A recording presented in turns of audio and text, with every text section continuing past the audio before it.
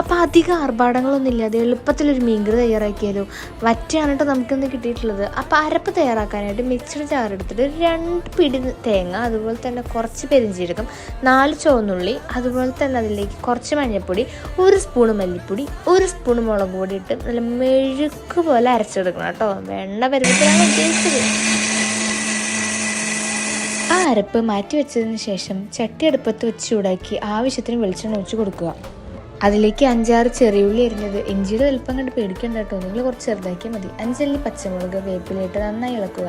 മാറ്റി വെച്ച അരപ്പ് ആവശ്യത്തിന് ഉപ്പും ചേർത്ത് ഇളക്കി കൊടുക്കുക. ബാക്കിയുള്ള അരപ്പ് മിക്സിയിലുണ്ടെങ്കിൽ വെള്ളം ഒഴിച്ച് ഇളക്കി കലക്കി ഒഴിച്ച് കൊടുക്കാനും മറക്കല്ലേ കേട്ടോ. വൃത്തിയായി കഴുകി വെള്ളത്തിലിട്ട് വെച്ച പുളി ആ വെള്ളത്തോട് കൂടെ തന്നെ അതിൽ ഒഴിച്ചു കൊടുക്കുക. അരപ്പിൻ്റെ കട്ടി കുറയ്ക്കാനായിട്ട് കുറച്ച് ചൂടുവെള്ളം കൂടി ഒഴിച്ചു കൊടുക്കുക. ശേഷം നമ്മുടെ പച്ചക്കുട്ടന്മാർ അതിലേക്ക് ഇട്ട് വെച്ച് അടച്ചു വെച്ച് വേവിച്ച് കഴിഞ്ഞാൽ നമ്മുടെ മീൻകറി റെഡിയായി ഗൈസ്.